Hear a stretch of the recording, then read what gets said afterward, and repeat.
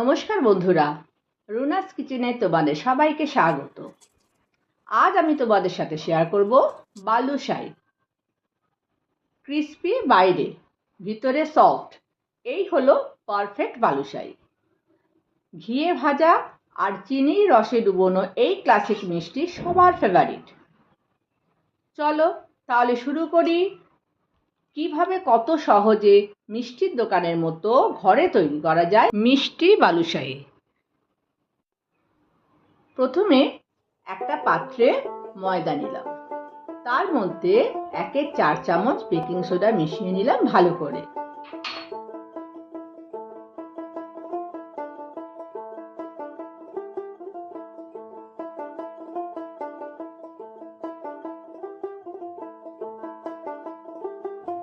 এবার ময়দার মধ্যে 4 বড় চামচ ঘি দিলাম।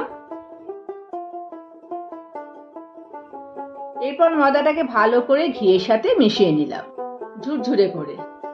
ঠিক ময়াম দেওয়া ময়দাটা হবে ব্রেড ক্রাম্বসের মতো। এবার 6 চামচ টক দই আমি একটা বাটিতে নিয়ে ফেটিয়ে নিলাম। এবার এই টক দই অল্প অল্প করে ময়দাটাকে দিয়ে মেখে নিচ্ছি।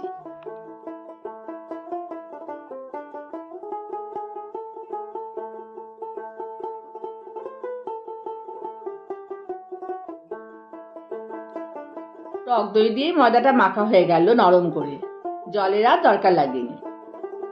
এরপর 15 মিনিট মাখা ময়দাটাকে আমি চাপা দিয়ে রেখে দিলাম।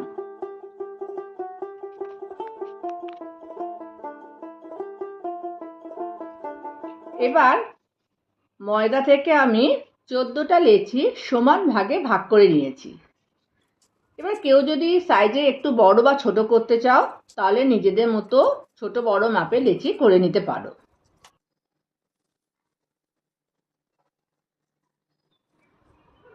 এরপর কড়াইতে আমি ঘি গরম করতে দেব। ঘি গরম হয়ে গেলে একদম গ্যাসের আঁচ কমিয়ে আমি বালুশাইগুলো ভেজে নেব।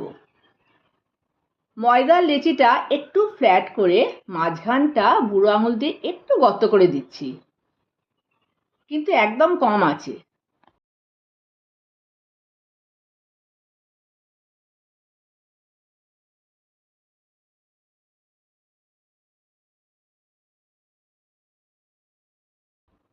দুটো দুটো করে আমি ভেজে নিচ্ছি, কারণ গরম ঘিয়ে দিলে বালুশাইগুলো ফুলে গিয়ে ময়দা দ্বিগুণ সাইজে হয়ে যায়।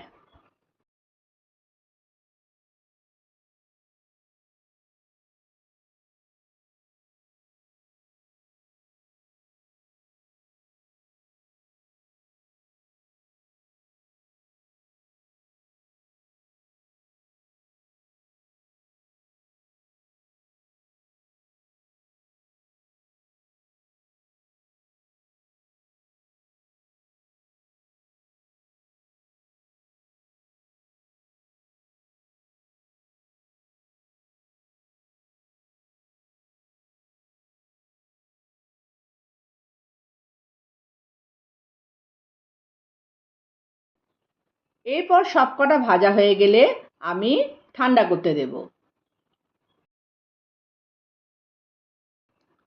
এরপর আমি চিনির রস তৈরি করে নেব 200 গ্রাম চিনি আর 100 মিলিলিটার জল দিয়ে।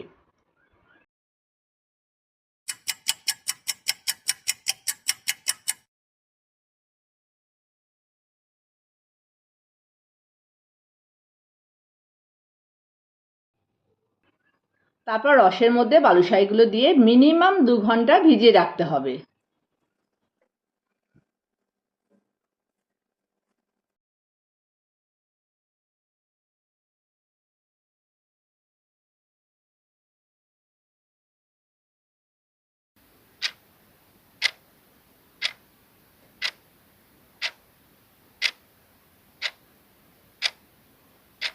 দেখো, এবার আমি রস থেকে বালুশাইগুলো তুলে পেস্তা দিয়ে সাজিয়ে দিলাম।